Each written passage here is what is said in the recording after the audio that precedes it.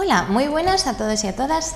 Bienvenidos y bienvenidas a Pulso Ciudadano. Gracias por acompañarnos una semana más y a todos aquellos que estáis siguiéndonos en redes sociales, lo mismo os digo. Nos encanta que nos sigáis y estéis con nosotros. A todos, gracias por acompañarnos, como he dicho. Me gustaría además presentar esta semana a don Juan Vílchez López, que es secretario de Educación de la Comisión Ejecutiva Local de Marbella y profesor de Historia de España. Bienvenido. Buenas, ¿qué tal? Encantado de estar aquí contigo. Muchas gracias por acompañarnos, siempre lo digo, sé que hay una agenda apretada y hacer un hueco para acompañarnos siempre es de agradecer. Don Juan Vílchez López. Gracias por el trato, aunque no es necesario. Es un placer y además nos gusta hacer las cosas bien aquí en Pulso Ciudadano.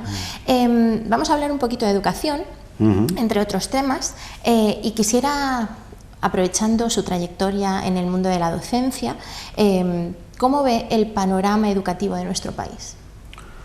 Bueno, pues la educación es uno de los, podríamos decir, de la acción política moderna, de los estados, en general, es muy importante. Antes era una atribución prácticamente inexistente.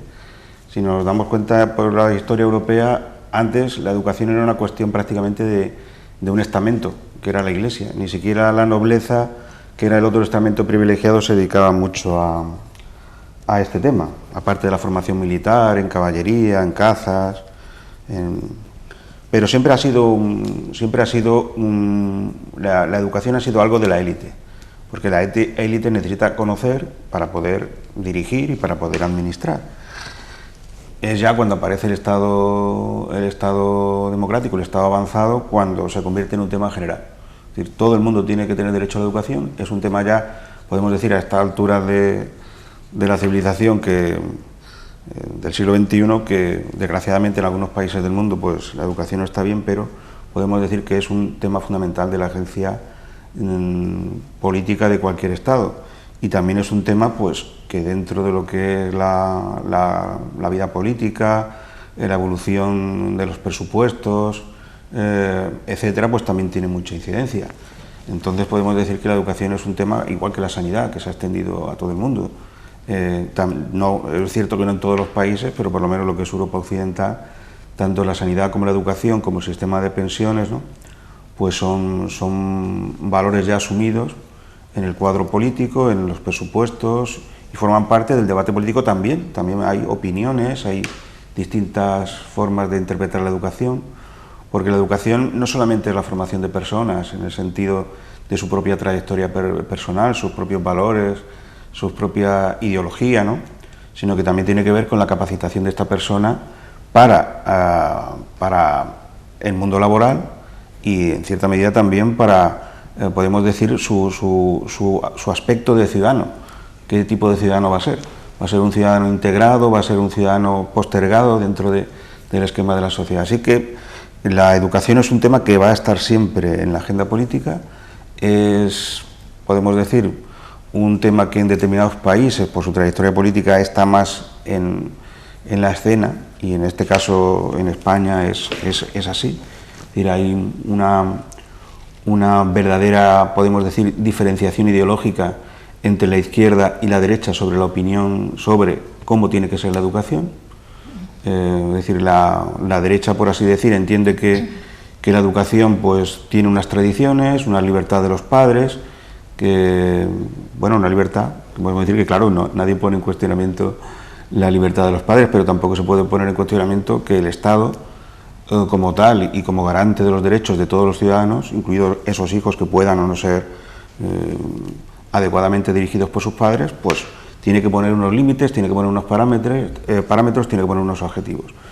Y en ese sentido, pues ya digo, hay esa discrepancia, porque mientras que la derecha entiende quizá que hay un mérito que está por delante de todo, la izquierda entiende que ese mérito en realidad genera un tipo de desigualdad social. Es decir, las personas que están mejor situadas económicamente en la sociedad pueden optar a una mejor educación, y en cambio las que están peor situadas, si el Estado no hace nada, se van a quedar relegadas. Entonces esa sería un poco la diferencia ideológica. La diferencia ideológica, diciéndolo al revés, es que la izquierda piensa que la educación tiene un valor fundamental, todos los que hemos dicho, ¿no?, la capacitación profesional, la capacitación humana, moral del ser humano como ciudadano, como consumidor últimamente también, pero que también tiene una misión igualatoria. Es decir, la misión de la educación es que la sociedad no se despareje, que tanto las personas de alto nivel económico como las personas que tengan menos recursos accedan a un nivel mínimo, y ese mínimo cada vez tendría que estar más alto, de formación, de capacitación y, podríamos decir, de influencia de algo tan abstracto pero tan complejo como es la educación.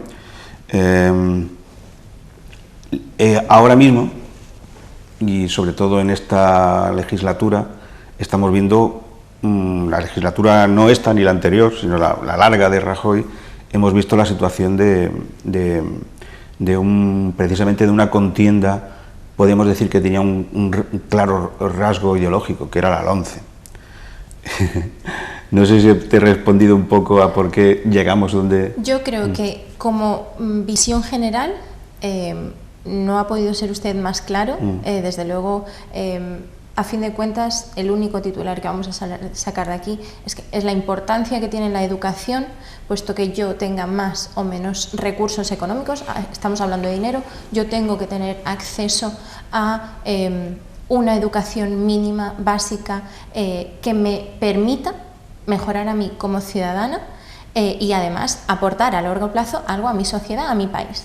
Básicamente creo que nos ha quedado muy claro. Esto es un resumen bastante global, pero muy conciso de lo que significa un poco la política educativa en nuestro país. Yo quería hacer un inciso, Dígame. Porque tampoco he acabado de explicar, porque tú me has preguntado en nuestro país, ¿no? Porque claro, España dentro de que España también es diferente en sus territorios, si quieres ya hablamos más más de este tema dentro de poco, pero también está en un contexto mundial, en un contexto europeo, y también España como país que ha evolucionado en el tiempo, como cualquier otro, pues podemos decir que también tiene unas peculiaridades. Es decir, nosotros sabemos que España, por así decir, ha sufrido un proceso de industrialización más lento, de revolución agraria también más lenta que otros países de su entorno, y todos esos cambios que en esos países iban unidos casi hace ya varios siglos a un proceso de alfabetización, un proceso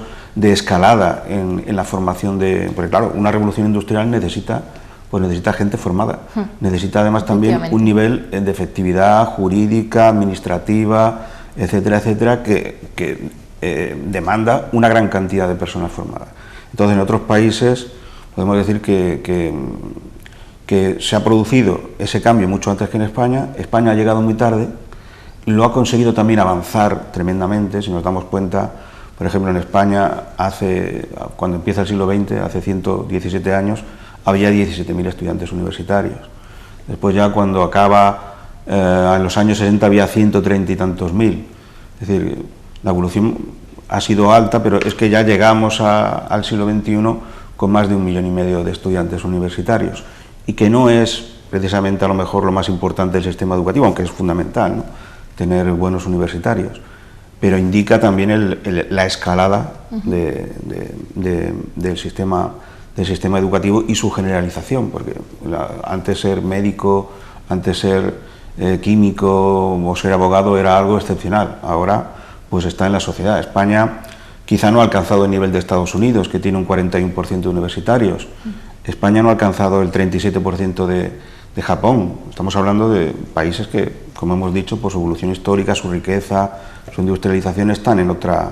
Todavía nos llevan una ventaja, eso hay que decirlo. Nosotros nos hemos puesto, como yo digo, nos podemos comprar un Audi, pero comprar un sistema educativo de golpe moderno, todo el mundo puede arrancar un Audi, pero no todo el mundo puede poner en marcha un sistema educativo muy profundo, de mucha cualidad, como otros países ya tienen. Y en este caso nosotros estamos en el 31%, tenemos un nivel, por ejemplo, un punto por encima de Alemania federal, pero también aquí hay sus trampas, como te decía, porque muchas veces el nivel más alto de la sociedad no es lo importante, porque se pueden producir desparejamientos en la sociedad. Ahora mismo el sistema educativo español, el problema que tiene fundamentalmente, que tiene que asumir, es el de su estructura educativa, su estructura de población educada. Y a eso me refiero a lo siguiente. Nosotros tenemos un número de universitarios aceptables. Es decir, el número de universitarios es aceptable, hemos dicho 31, no estamos como otros países que están en el top 100, ¿no? Nosotros estamos muy bien, ¿eh? Estamos bastante en cuenta bien. Todo lo que hemos pasado, digamos, el llegar tarde, pese a todo, estamos en una posición relativamente holgada, ¿correcto? Correcto, y además todo eso ha tenido su repercusión social. Por ejemplo, lo que hemos dicho antes del número de médicos. El número de médicos que antes era la cuarta parte de los estudiantes. Hoy no es tanta cuarta parte de los estudiantes, es un estudio mucho más restringido, pero por eso hemos conseguido ahora mismo niveles de esperanza de vida que prácticamente se colocan en el primer puesto de la Unión Europea. Correcto. Estamos hablando detrás de Japón, estamos hablando de un nivel de mortalidad infantil que es el segundo más bajo del mundo, que es, prácticamente ya llega al nivel de la ciencia, hasta donde ha sido capaz de alcanzar la ciencia. Y claro, ahí detrás hay dinero, hay medios, pero también hay unos profesionales que han conseguido en muy poco tiempo extender ese sistema. No vamos a hablar aquí de los trasplantes, donde España está a la cabeza. Prácticamente a la cabeza. Otros países mucho más ricos como Austria van detrás de nosotros, Estados Unidos todavía le quedan, de hecho se están informando. Quiero decir que la educación tiene repercusión, pero también tiene repercusión en la parte de abajo, porque si una sociedad avanza por la élite, quizás se descuelgue, y esto ya lo hemos visto en otras situaciones históricas, bueno, por hablar de la Rusia de los zares, ¿no? Donde también había una élite científica y cultural, y había un pueblo. Todo eso al final acaba teniendo sus repercusiones. Y en España el problema, podemos decir, educativo, es la gente que a una determinada edad, a partir de los 24 años, solamente tiene una formación mínima, la básica. Es decir, el graduado en educación secundaria obligatoria o EGB de antes, y esta es desproporcionadamente alta en España. Es decir, ahora mismo en España tenemos casi un 47, estamos prácticamente a la mitad de población que solamente tiene esa formación. Esto significa que le va a costar mucho reciclarse para otro trabajo, para aprender idiomas, para adaptarse a nuevas tecnologías, etcétera. En otros países, porque te estoy hablando de un 47%, va disminuyendo, sobre todo ahora en los últimos años. También podemos decir que como hay una estrechez demográfica y tal, ese número de personas que van llegando nuevas generaciones, bueno, se va modificando, pero por decirte, en algunos países que son así líderes, por ejemplo, en Finlandia está en el 9%, frente al 47% nuestro. Eslovenia, que es otro país donde prácticamente podemos decir que no hay paro, pues hay un 5% de población que solamente tiene estudios básicos. En cambio, la proporción de gente que tiene estudios medios, que son los que mejor se adaptan a la movilidad laboral, a la, podemos decir, a la capacitación rápida para otro empleo, pues es muy alto. Incluso, por ejemplo, Alemania, que tiene menos universitarios que nosotros, tiene un inmenso ejército de población que está capacitada para la industria mecánica, para el diseño, la química. Claro. No son altos niveles, pero permiten estar en centros de producción y de trabajo. Claro. Entonces, justo por esto que me está usted contando y que nos está contando a nosotros y a la audiencia y demás, ¿hay motivos para alarmarse con el nivel educativo de nuestra infancia y juventud aquí en nuestra comunidad autónoma, en Andalucía? Bueno, Andalucía, si nosotros lo miramos ahora desde un punto de vista así, una fotografía fija, nos podría hacer pensar que estamos muy por debajo de la media de España, pero hay que ver la serie histórica. Es decir, Andalucía, por un proceso histórico también diferente a otras zonas, no ha sido receptora, por ejemplo, muy especial de la revolución industrial, que se concentró en zonas cercanas a la frontera europeas de España, en el País Vasco, en Cataluña, también en la capital, donde ha habido una evolución administrativa muy grande. Es decir, Andalucía se quedó un poco especializada en la agricultura, un poco minería, pesca, y además con un sistema social basado en el latifundio fundamentalmente. Eso ha generado un tipo de sociedad que dentro de esa pobreza también eran unas personas que estaban, nuestros antepasados, muchos de nuestros antepasados, pues estaban en una situación cultural y educativa bastante distinta a esas regiones que estamos diciendo. Entonces el paso ha sido muy fuerte. Es decir, Andalucía en los años 70 tenía un 25% de analfabetismo, ahora prácticamente residual, estamos en el 2, en el 3%. Prácticamente tenía 2 universidades, ahora tiene 10 universidades. Y así podríamos hablar de muchas situaciones. Es cierto que vamos adelantando, pero otras comunidades que ya estaban por encima de nosotros, pues también han hecho su camino. Entonces, esa equiparación dentro de España es uno de los motivos por los cuales Andalucía recibe también, o debería de recibir, un dinero extra, porque además Andalucía tiene otro componente, que dentro del país, junto con Canarias y Baleares, por una llegada, es el que mantiene, una llegada de inmigrantes, es el que mantiene, podemos decir, un nivel de crecimiento demográfico y tiene una población escolar todavía muy fuerte. Hay que decir también que en Andalucía se han hecho grandes esfuerzos, que incluso son singulares dentro de España, como es la gratuidad de los libros, como es también el sistema de informatización de las aulas, que se ha generalizado, el transporte escolar, que es una comunidad que es la segunda más grande de Europa y la tercera, dentro de España, y la tercera o cuarta dentro de Europa, pues movilizar a esa población también tiene muchos gastos de transporte, de organización administrativa del sistema educativo, que a veces es queja del profesorado, ¿no? Pero hay que tener en cuenta que dentro de nuestras peculiaridades Andalucía avanza. Sería mucho más conveniente que lo hiciese más rápido, y eso tendría que ser también una conciencia social, no solamente un fin político. Yo creo que la sociedad en eso tiene que centralizarse, tiene que estar en el debate para que los políticos lo recuerden. Hablando un poco de panorama político, ¿se está usando la educación en Andalucía desde un punto de vista político? No sé si me explico. Sí. Lo que estamos hablando muchas veces es que, en realidad, cuando se produce la confrontación política entre el partido gobernante, entre el Partido Popular y el partido alternativo, ¿no? Y siempre lo ha sido, y ahí está, sigue siendo el segundo, que es el PSOE, pues se suele poner ejemplo como estandarte del PP Madrid, que es una comunidad que gobierna desde hace 20 y pico años, y en el otro lado se pone Andalucía. Y también lo hemos visto con Castilla y León, que es otra comunidad que también hace mucho tiempo, desde los años 80, que está gobernada por el PP. Pero claro, vamos a ver, es que no se pueden comparar regiones distintas y situaciones sociales y económicas distintas. Es decir, comparar una comunidad autónoma de Madrid, que es como la provincia de Málaga, pero con 5 veces más población, donde se concentran todas las multinacionales, la alta administración del Estado, donde hay una cantidad ingente de instituciones, podríamos decir, científicos, bancarias, diplomacia, etcétera, etcétera. Comparar el nivel de educación que hay allí, que concentra en realidad lo que corresponde a todo el país, comparar la comunidad autónoma. Esta ha sido la política yo no lo digo, ha sido la política de Esperanza Aguirre. Ahora la señora Cifuentes también ha dado algún palo, ha hablado un poco de los andaluces, de su sistema educativo, después se ha retractado, dice que ella nos financia. Yo no sé qué se dedica esta señora, ni lo sé, pero es decir, el Estado central, claro, en Madrid se acumula mucha riqueza, porque es allí donde están las sedes de todas las multinacionales, todos los ministerios, gran cantidad de funcionarios.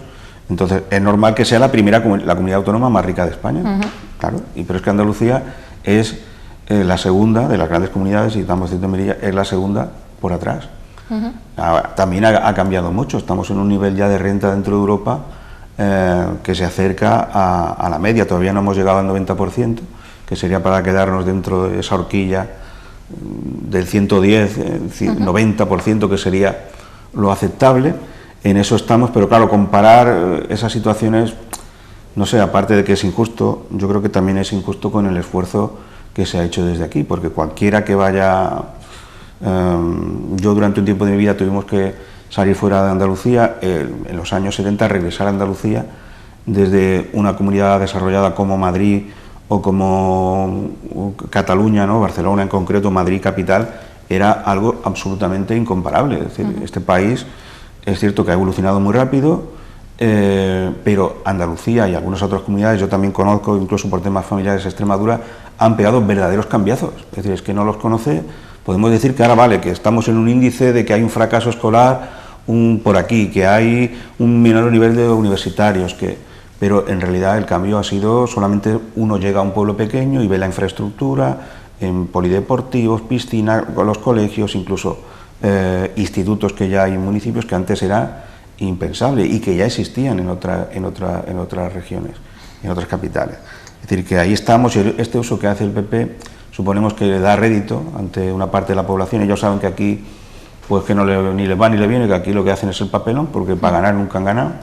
entonces lo utilizan como, podríamos decir, cabeza de turco, en comparación para después asegurarse ese voto que ellos tienen muy ganado, que es el voto del egoísmo, el voto del agravio comparativo, que también utilizan de rebote también otros movimientos, podemos decir, separatistas, no sé, no me gusta utilizar esa palabra, independentistas, pues vale, que también utilizan ese agravio fiscal, porque, no sé, ahí estamos. Es que sí es cierto que, bueno, para empezar, vale, no, podemos estar mejor, no lo estamos haciendo mal de momento y realmente lo que están usando es, de hecho, algo que viene en la Constitución, que es el principio solidario de nuestra Constitución, de la Constitución española, que es uno de los principios básicos, y lo están un poco usando en nuestra propia contra, o sea, enfrentando a comunidades autónomas, me refiero, cosa que no debería ser el caso.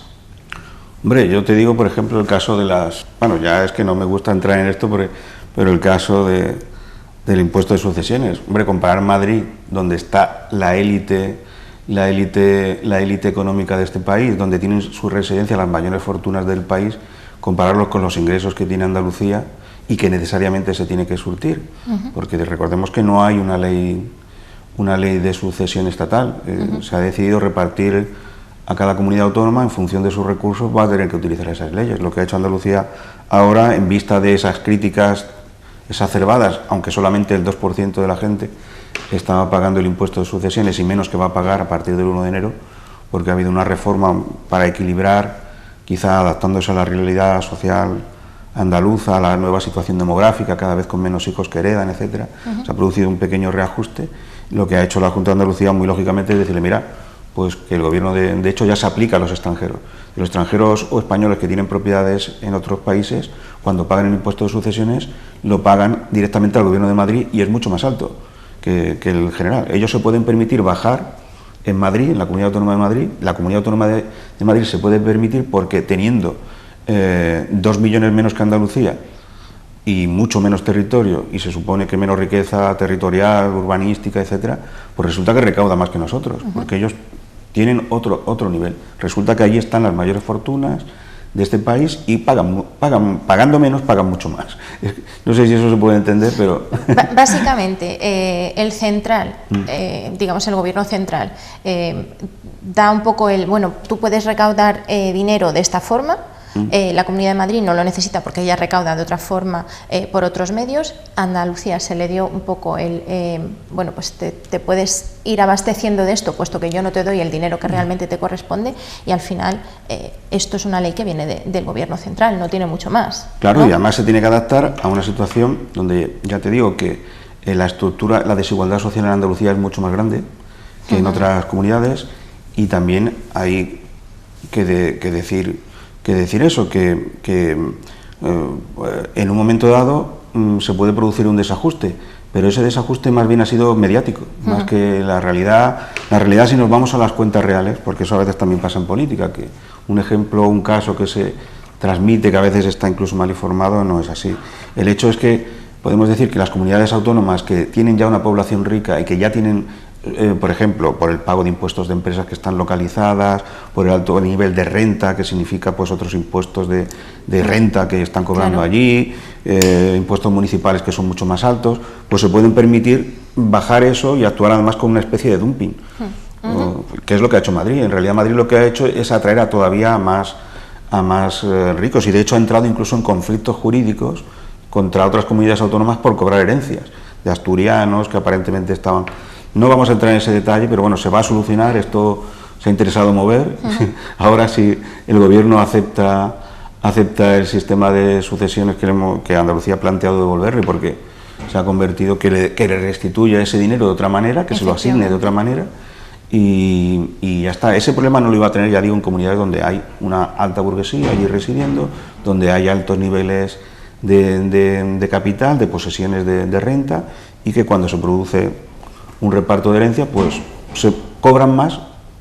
Podemos decir que finalmente la recaudación proporcionalmente es mucho más elevada que aquí. Entonces, que vamos a centrarnos en el problema real, que es ese, que es el problema de cómo recaudo dinero para después hacer el transporte escolar, los comedores escolares donde estamos los primeros de España, las tablets que tienen los niños, las pizarras digitales, los libros gratuitos, eso hay que dar unas prioridades. Y Andalucía quizá pues ha dado por ahí, ha tirado, ahora ha rectificado y esperemos que todo se arregle, que el gobierno central ponga solución, Sí, que sí. es lo que tenía que hacer un gobierno central, equiparar a los ciudadanos del mismo país. Efectivamente, tiene usted toda la razón. Vamos a centrarnos un poco más en la ley. Voy a leerlo, que es Ley Orgánica para la Mejora de la Calidad Educativa, la LOMCE, y lo que todo el mundo conocemos como la Ley WERT. ¿Beneficia a la comunidad educativa? ¿Beneficia a la sociedad actual incluso la futura? Vamos a ver, si te acuerdas cuando hemos estado hablando de la problemática que tiene no el sistema educativo, sino la sociedad que es proyectada por el sistema educativo. Y hemos dicho que un problema fundamental es que en España no hay gente de formación intermedia.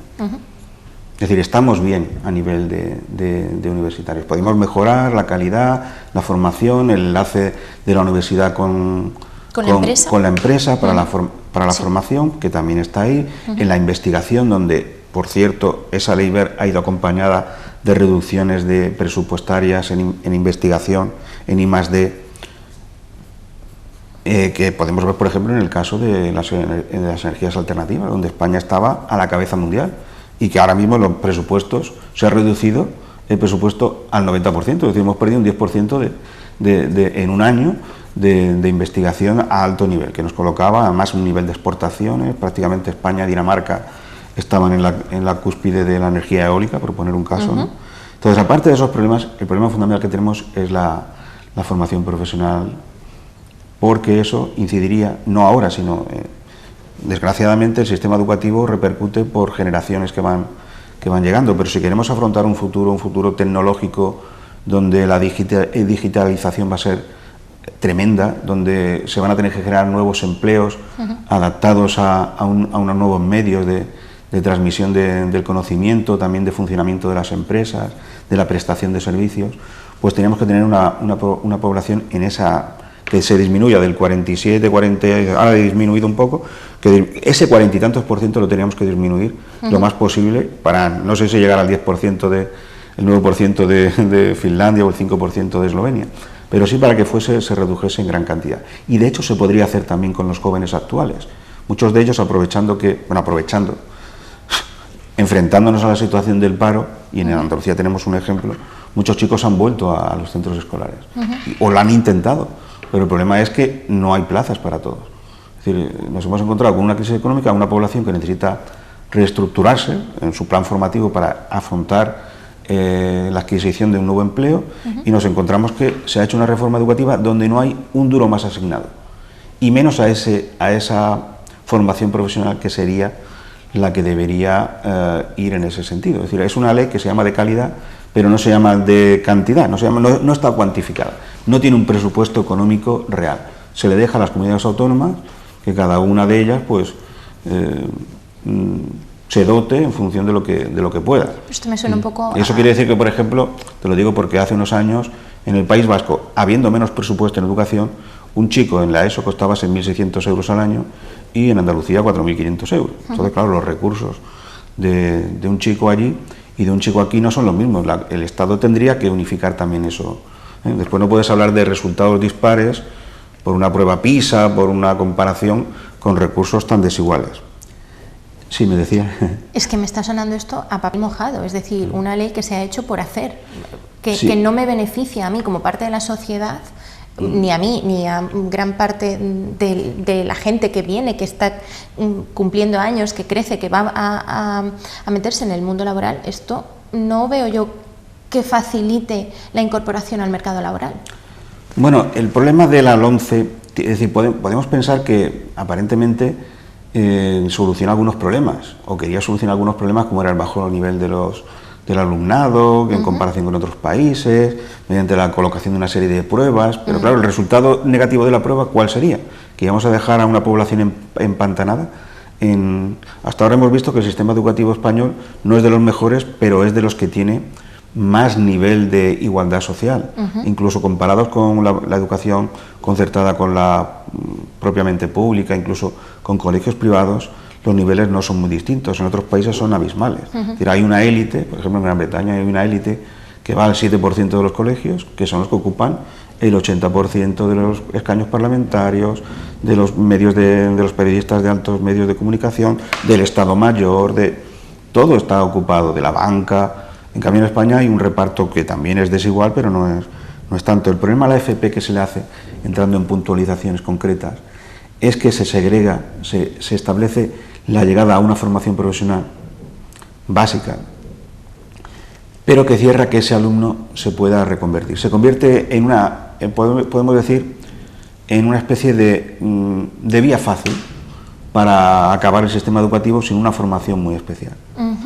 Y además hay otros problemas técnicos que yo no sé si aquí es el momento y por el tiempo que tenemos, si nos da tiempo a explicarlo, pero te podría decir, por ejemplo, el caso que a lo mejor no se entiende, pero yo voy a intentar hacerlo.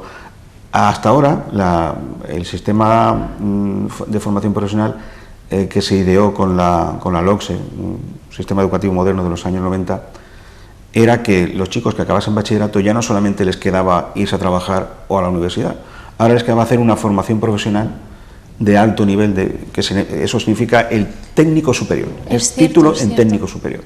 Ese título de técnico superior, por cierto, ahora es de los que tiene el índice más bajo de paro entre la juventud. Las personas que están dotadas, y hay personas que están dotadas que se han tenido que hacer varios de ellos, incluso ahora, han demostrado también este tipo de técnicos que estaban ahí, algunos trabajando, otros han sido despedidos, otros han salido, que incluso han sabido reconvertirse, porque su nivel educativo, una vez que tienen bachillerato y una vez que tienen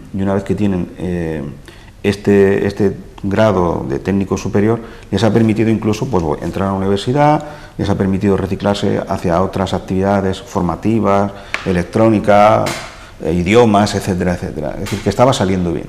¿Qué pasa? Que aunque parezca contradictorio lo que estoy diciendo, ahora se da la facilidad de que los chicos que hacen formación profesional sin haber hecho bachillerato lleguen allí. Es más, se corta casi esa comunicación, con lo cual en realidad ese sistema que llama de calidad y de exigencia se vuelve menos exigente. Es decir, ahora podemos tener chicos que sean técnicos superiores, que no sé si esto va a pasar porque la reforma en el Parlamento, en la situación actual, debería de cortar esto radicalmente. Podemos tener técnicos superiores que no sepan elementos generales de filosofía, ni de... Ahí quería llegar yo. Ni de filosofía ni de otras muchas cosas, porque claro, habrán tenido una formación técnica muy especializada, muy a la americana, que es lo que le gusta al señor Wert, por eso de calidad, que es un concepto. Aquí se habla de otra cosa, aquí es la calidad, aquí se habla del capital humano, hay otros conceptos, hay una forma de la moralidad de las personas, su carácter de ciudadanía. Yo quería llegar a ese punto en concreto, ¿dónde han quedado estas dos asignaturas que usted ha mencionado, filosofía y educación para la ciudadanía? ¿Siguen? Tenemos opción, porque esto además nos hace crecer a niveles mentales, personales, tal. ¿Dónde están estas asignaturas? Pues claro, es que hay asignaturas, claro, que en este sistema podemos decir, funcionalista, extremadamente que se presentaba con un dinamismo, la lectura del propio texto de la LOMCE parece, yo que sé, el acta de fundación de una empresa privada o algo así, yo que sé, que se dedica a nuevas tecnologías, no parece un documento legislativo de educación. Es, bueno, el que quiera que lo tenga ahí y solamente leerse el preámbulo ya es para... Habla de competitividad, nosotros no formamos ciudadanos, formamos ciudadanos que sean competentes, no competitivos, competitivos también, pero que sean primero competentes. Claro. Y para ser un ciudadano competente tenemos que generar un marco primero de igualdad, primero de adaptación real y después también de gasto de dinero. El problema también es que, como estamos diciendo, la FP es muy cara, tú puedes colocar a un profesor 4 paredes, una pizarra, sea digital o no, y ahí un buen químico, un buen físico, un buen abogado de FOL o un buen historiador, un buen filósofo, pues podrá impartir y dar una formación. Pero la formación profesional, la otra, necesita maquinaria, necesita espacios, necesita conexión. Todo eso genera un gasto. El gasto de la formación profesional es cantidad y calidad. Y en ese sentido, al no haber presupuesto, al no haber añadido aquí ni un duro, sino dejárselo a comunidades autónomas, etcétera, etcétera, y además obligarles a hacer ese paripé, ese supuesto paripé, pues claro, nos ha colocado en una posición que, menos mal que ahora mismo está parada, pero que precisamente estaba cortando incluso uno de los fenómenos, podemos decir, nuevos del sistema educativo español, y además bien relacionado con el sistema laboral, que es posterior a la educación, que era el técnico superior. El técnico superior, que como decíamos ahora, se queda un poco relegado a otro tipo de estudios, un estudio que, bueno, que sí, que vale, que te sirve, pero que al final va a encontrar antes, a lo mejor un ingeniero va a encontrar trabajo que un técnico superior, pero cobrando lo mismo que porque a lo mejor ya la empresa considera que no llega a ese nivel, porque a estas personas les han dado una facilidad que no se adecua al mercado, real de trabajo, que pide ese nivel, un nivel tanto de formación técnica, pero también de formación administrativa. Ya nos entendemos, es decir, un nivel medio, que es lo que queríamos decir que le falta a España. Y precisamente ahí atacaba la LOMCE. Lo que has dicho de filosofía, resumiendo, la filosofía no... ¿Para qué sirve la historia? ¿Para qué sirve la filosofía? Sí, que eso da de comer para algo, pero es que yo también puedo preguntar para qué sirve muchas cosas. Yo, sin embargo, considero que además estas dos, que filosofía, y no es algo que a mí personalmente me haya encantado, pero sin embargo filosofía e historia son dos asignaturas que, por mucho que la gente diga no, esto no sirve para nada, a mí, y creo que a toda aquella persona que haya podido estudiar estas dos materias, nos han dado unas herramientas que otras asignaturas pues quizá no tanto, o las ha dado de otra forma. Es decir, yo he tenido herramientas, a mí se me han facilitado herramientas a través de estas dos asignaturas también. Pues claro que sí, además que ya hemos dicho que este carácter funcionalista de la LOMCE, en el caso del ataque directo a la filosofía, pero también a otras más, a música, a tecnología, pero no a tecnología, a la tecnología general. Es decir, a que un chico normal que a lo mejor va a ser maestro, va a ser profesor de historia, pues tuviese un acercamiento a la tecnología, incluso en bachillerato, que se había colocado una asignatura que era ciencias para el mundo moderno y contemporáneo y tal. Ahora se me ha quedado un poco la asignatura. Era una forma de que la gente comprendiese el cambio tecnológico, se sintiese copartícipe de esa evolución, a partir de, no digamos ya la ciudadanía, que también se ha relegado, que en un mundo que te influye, que te manda valores.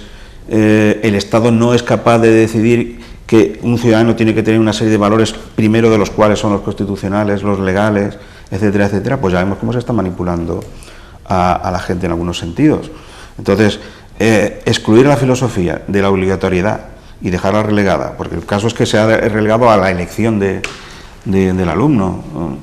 No es que también parece algo antidemocrático, como habíamos dicho un poco esto de...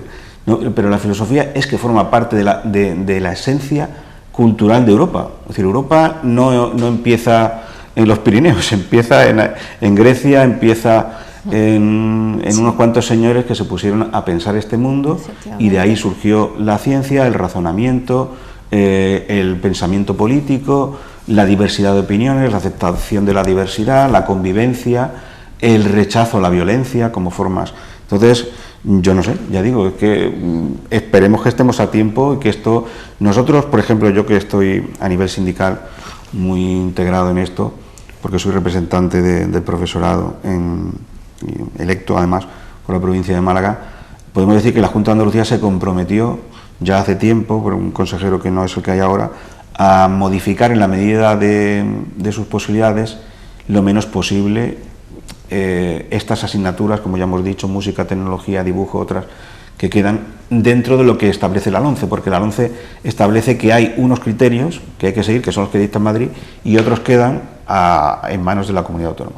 Y en ese sentido, por lo menos en Andalucía, podemos decir que el avance de la LOMCE no es que se estuviese retrasando, pero por ejemplo se ha mantenido la ciudadanía, también se ha intentado que la filosofía, al final, porque claro, como no se puede hacer otra cosa, pero se ha intentado compensar esta situación tanto a nivel del profesorado, porque esto es muy bonito, pero ahora resulta que tenemos unos profesores, unos técnicos bien cualificados, que ¿dónde van a ir ahora? A dar otras asignaturas que no son las suyas, con lo cual, y unos alumnos que no van a recibir una formación que ya digo, que a lo mejor en otros países no tienen valores, pero los valores que tiene nuestra cultura, que creo que tienen que ser preservados y que son nuestro signo de identidad, por supuesto la historia, la filosofía, el derecho, todas estas asignaturas que deberían incluso estar más ampliadas, pues no son incompatibles ni con el estudio de idiomas, ni con el estudio técnico, más bien lo complementan. Y además, de hecho, después hemos visto que incluso las empresas valoran a una persona educada y culta por encima de todo. Tiene que ser lo otro, pero si después no es educada y culta, tampoco la van a valorar. El nivel educativo va a incidir en el nivel de ingresos de las personas. Efectivamente. Me voy a quedar con eso. El nivel educativo incide en el nivel económico de las personas. Voy a dejarla ahí. No tenemos demasiado tiempo, pero hay dos temas que quiero tratar con usted. Una es el 15 de marzo, hace poquitos días, la Ley de Memoria Histórica y Democrática de Andalucía, que además, bueno, pues esto se ha aprobado, está en marcha. Quiero puntualizar que incluso es más amplia que la ley estatal. ¿Qué tres grandes pilares trata esta ley? Bueno, en realidad, vamos a ver, ya hay una ley de memoria histórica que estaba a nivel nacional funcionando. Lo que pasa es que hemos visto que precisamente en este mundo de 17 autonomías, este mundillo que algunos utilizan, pues algunas comunidades autónomas, algunos municipios estaban, podemos decir, no cumpliéndola. Entonces lo que ha buscado básicamente la Junta de Andalucía es que en la medida en que sea posible todas las entidades administrativas dentro de la comunidad autónoma andaluza tengan que hacer cumplimiento de esta ley de memoria histórica general. Y también es cierto que en cierta medida se ha buscado reparar el daño a las personas y a sus descendientes que todavía existen, a instituciones, y también podemos decir que haya un recordatorio cuando haga falta que España ha tenido una historia predemocrática que fue destruida violentamente y que ya nos ha estado colocando en una senda europea, en una senda de pacifismo, etcétera, etcétera. En ese sentido creo que Andalucía pues está cumpliendo los deberes. Una cosa que también hablábamos de las anomalías de España, ¿no? Su atraso. Recordemos que España, junto con Portugal, son los únicos países de Europa que entre 1945 y 30 años más que cualquier país de Europa han tenido una dictadura. Y estas dictaduras, especialmente la española, la portuguesa fue relativamente benévola. No digo yo que las colonias africanas opinen lo mismo sobre lo que les hicieron por no aceptar el mundo moderno, que son la independencia y la autodeterminación de pueblos verdaderamente oprimidos, como era el caso. Pero el pueblo verdaderamente oprimido en España no era el de Angola, era el pueblo español, y una parte de esa población que no estaba de acuerdo con la dictadura, que apostó por una democracia moderna y que fue represaliada tanto a nivel de profesional, profesores universitarios, cantidad de personas que fueron maestros que fueron represaliados, etcétera, etcétera. Y de hecho el panorama que ahora nos encontramos en algunos municipios, plazas, y etcétera, es que hay una exaltación de una dictadura que se pudo poner nombres del propio dictador en todos los pueblos de España, a sus generales, a sus ministros, a hechos y supuestas batallas. No sé, por ejemplo, ahora que he visto esto de la División Azul, es decir, que se homenajee a una invasión que cometió el régimen nazi a un país donde causaron 27 millones de muertos. Estamos hablando de 12 millones de civiles asesinados, varios millones de presos del ejército que fueron asesinados cuando ya no tenían armas. Es decir, que España quiera seguir teniendo una cita, parte de España, y mi respeto por las personas que les tocó ahí, que algunas todavía siguen vivas e incluso a veces forman parte de nuestras familias porque les tocó aquello. Pero una sociedad democrática tiene que saber dónde están sus cosas, que no se manda a un país a otro para una guerra de exterminio contra judíos, comunistas, lo que sea, cualquier enemigo que te invente. Entonces es alucinante, no sé, es decir, desde el punto de vista no ya moral, yo supongo que mucha gente esto quizá no le importe, pero quizá en esos detalles después donde se basa una democracia verdaderamente enraizada en la sociedad. Bueno, en ese sentido, lo de no importar, hay que recordar que a todo el mundo le gusta honrar a sus muertos, y desde luego tenemos que honrar a esos desaparecidos y muertos en las cunetas, ¿no? Y esto es una forma de reconocer este hecho. ¿Es así? Es que yo no sé, yo he escuchado hace poco que en Corea del Sur han encontrado 28 cadáveres de soldados chinos que estaban allí durante la guerra de Corea y se los han devuelto. Es decir, aquí en España tenemos miles de personas, familiares, que de personas que están por ahí tirados. Es decir, todavía en el año 2008 en Rumanía encontraron el cuerpo del padre de Schröder, el canciller alemán, y cogieron, lo adecuaron y se lo enviaron a su familia. En Checoslovaquia, lo que era la antigua Checoslovaquia, empezó un proceso de desenterrar alemanes e enviárselo a sus familias. Habían pasado ya también 50 años. Es decir, esto es así y la justicia no se queda aquí, no se para en un momento dado. Y hay algunas personas que creen que el pasado está para enterrarse, pues precisamente algunos parece que no quieren enterarse, porque España no puede tener sus raíces. España ha vivido lo que ha vivido y eso lo tenemos que aceptar.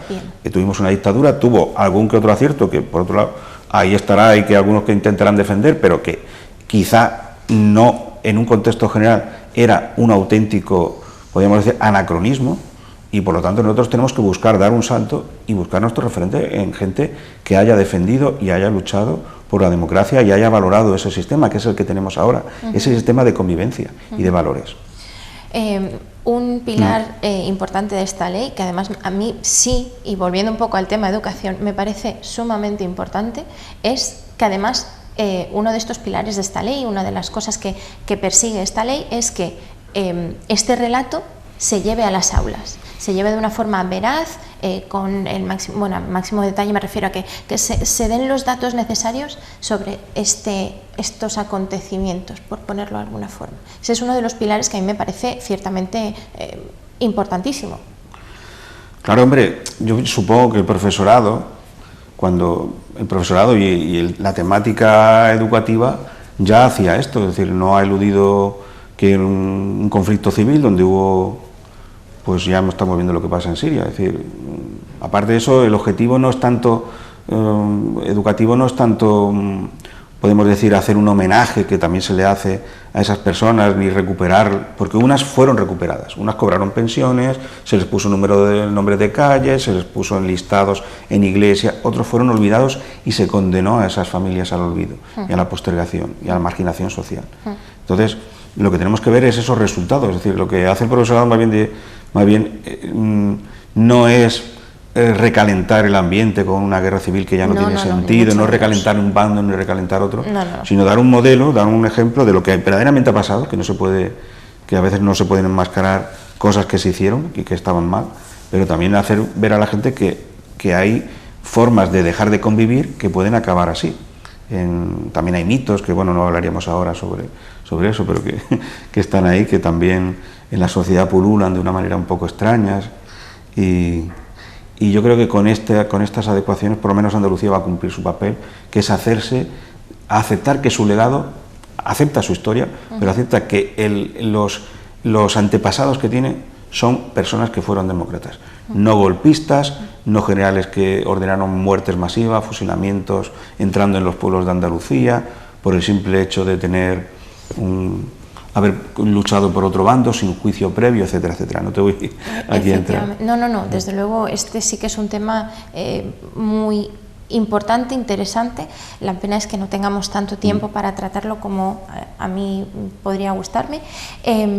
Cambiando otra vez de tema, así un poco antes de que se nos acabe el tiempo. El lunes 20 de marzo, hace poquitos días, hubo una ponencia en la Universidad de aquí de Marbella sobre empleo de calidad en la era de la tecnología global. Participaron José Sánchez Maldonado, consejero de Empleo, Empresa y Comercio, y José Carlos Díaz, economista, todo esto moderado por el señor alcalde, don José Bernal Gutiérrez. ¿Qué nos puede contar un poquito? ¿De qué se habló en esta ponencia? ¿Creamos o no? ¿Lo creamos o no? ¿Nos afecta directamente a nosotros, a Marbella, municipio de Marbella, San Pedro, tal? Claro, es que estábamos hablando de esto, es que claro, el problema ahora es que en esta era de automatización de los procesos laborales clásicos, es decir, el trabajo clásico que necesitaba esfuerzo humano y mucha presencia humana se está transformando. Se está transformando rápidamente porque los avances están ahí y ahora, por ejemplo, ¿qué te digo yo? Pues se genera más trabajo a lo mejor por la venta informática que por la venta directamente en un local. Hoy en día, por ejemplo, es fundamental la logística que está muy informatizada y que permite el desplazamiento, el ahorro de tiempo, espacio, en un mundo global. Entonces, José Carlos Díez, que es un economista verdaderamente que compagina dos actitudes personales que a mí me parecen, yo no digo que me dé envidia, pero sí envidia sana, que es compaginar una capacidad de comunicación tremenda, una persona afable, con una profundidad y un sentido global de los temas que son importantes, y también nos han situado también a... Doy fe de ello. Han situado también el problema que se relaciona, por otro lado, indudablemente con el sistema educativo. Es decir, eso que estamos diciendo, la adaptación de la formación profesional y esa apertura del alumnado no a un bloque rígido de asignaturas ilimitadas a un aspecto concreto, sino un abanico amplio que permita su reconversión, su adaptación a un mundo, podemos decir, donde la información fluye muy rápida, la capacitación rápida para idiomas, para tecnología, etcétera, pues se estuvo tratando allí. Y claro, démonos cuenta que los países también evolucionan por capacidad de asumir esos retos. Pensemos, por ejemplo, él citaba el caso de China o el caso de India, de cómo países que incluso estaban muy atrás están pegando sorpasos de adelantamiento en muchos niveles, porque a veces los países que ya están establecidos pensamos que sigue funcionando determinados valores, y es verdad que algunos siguen funcionando, pero hay que pensar que los chicos, cuando salgan al mercado laboral, tienen que estar preparados para esos retos tecnológicos. También José Carlos incidió en un hecho que no se nos escapa a nosotros, que España no es un país dotado de grandes multinacionales, de grandes últimamente algunas sí que tiene, pero que derivan de antiguos monopolios que estaban en el sector de energía, sector de telefonía, petróleo, etcétera, banca. Entonces él incide en el hecho de que en el caso del Partido Socialista, porque él es ponente del Congreso próximo del Partido Socialista, hay que hacer algo, y hay que hacer algo que es una política fiscal que se adecue a eso, que genere recursos para que el Estado, por lo menos en España, en la situación actual, promocione ese tipo porque de hecho en China o en la India o en estos países que están dando grandes avances, el Estado siempre ha ido por delante. Todos tenemos que recordar que hay un señor en Inglaterra que se llamaba Cromwell, que hizo una ley de comercio que hacía que todos los buques ingleses llevasen productos ingleses, que no se pudiese exportar lana que no estuviese trabajada. Eso fue el principio de la Revolución Industrial Británica. No estamos hablando de eso hace 300 y pico años. Estamos hablando de que ahora mismo, por ejemplo, se ha quitado mucho dinero a la investigación. Eso Rajoy podrá presentar los papeles que quiera en Bruselas, pero que tenemos una caída fundamental de la inversión en investigación. Y también es verdad que el apoyo a determinadas, como he dicho antes, a determinados sectores donde el Estado, mediante políticas de incentivo y mediante políticas de inversión directa o de ayuda, de conexión con la universidad, etcétera, de programas europeos, estaba consiguiendo una conexión con las nuevas tecnologías, con la aceptación, por ejemplo, lo que habíamos dicho antes, del desarrollo de energías alternativas, que es tan fundamental, del ahorro energético, de la eficiencia farmacológica, etcétera, etcétera. Todo eso se ha ido reduciendo y ahora España tiene un problema, que bueno, podremos hacer las cuentas y nos saldrán más o menos bien, aparte de la deuda que tenemos, que es equivalente al PIB, pero tenemos un déficit, que es que durante años se ha investigado menos y se ha conseguido menos resultados en este sentido. Y lo que plantea José Carlos Díez es que, en cierta medida, hay que hacer una recalibración fiscal para que haya suficientemente dinero para que esas partidas que antes se dedicaban y que han sido fructíferas se vuelvan a destinar. De tal manera que la sociedad española, tanto en educación, donde ha visto congelado y reducido en 0,4 puntos del PIB la educación, y también en el factor de investigación, pues recupere lo que ha perdido y lo que sería más deseable, que todavía diese un salto adelante. Desde luego, así como resumen de este último tema, básicamente sí, nuestra sociedad siempre va a necesitar mano de obra física, es decir, un trabajo manual siempre va a existir, pero a fin de cuentas lo importante y hacia donde vamos es sobre todo usar nuestro cerebro, y nuestro cerebro necesita pues que se meta dinero para poder seguir investigando. A fin de cuentas creo que eso es el destino al que estamos, al que tenemos que ir, ¿no? No hay más en ese sentido. Claro, las personas, supongo que José Carlos también ha hablado de esto, y las personas vivimos en un mundo muy cambiante. El tiempo económico, el tiempo de los avances, pensemos que en 1980 no había móviles, mucha gente no tenía televisión en color, no había internet, era un aparato militar que lo utilizaban ahí es decir, no estaba ni... Todos estos cambios que han supuesto verdaderas transformaciones nos indican que después se producen crisis, ¿no? Por ejemplo, hubo una crisis postindustrial en Europa en los años 70, ahora está habiendo otra crisis en los sectores económicos debido a la aparición de países emergentes que venden muy barato, que han acaparado. Entonces, la población que tenemos que formar para el futuro, como personas y también como trabajadores, son personas que se deben de adaptar bien, que tienen que ir por delante, que no pueden adoptar una posición pasiva. Es verdad que el Estado, como siempre, va a tener que adoptar la posición de apoyo a esa iniciativa individual y empresarial que también es súper necesaria y que España está bastante necesitada. Y en ese sentido tiene que haber una política activa, y lo que ha hecho el gobierno de Rajoy, quizá por el máximo de que hay que gastar menos, el recorticidio que ha habido, pues se ha llegado a un estado de que estamos peor. Es decir, hay que recuperar el camino, es decir, lo perdido, y recuperar la senda que teníamos, ese camino que nos ya estaba llevando bien, y volver a colocarnos en una forma que podamos aceptar que los jóvenes se formen y se adapten, y las empresas también, por su mentalidad, se adapten a un nuevo reto que va a ser siempre cambiante y va a estar adaptándose a las innovaciones. Pues tiene usted toda la razón. No nos queda mucho tiempo ya. De hecho, solo me queda darle las gracias por acompañarnos esta semana en Pulso Ciudadano. A todos ustedes, señoras y señores, les agradecemos que una semana más estén ahí detrás. Señor Vílchez López, unas últimas palabras.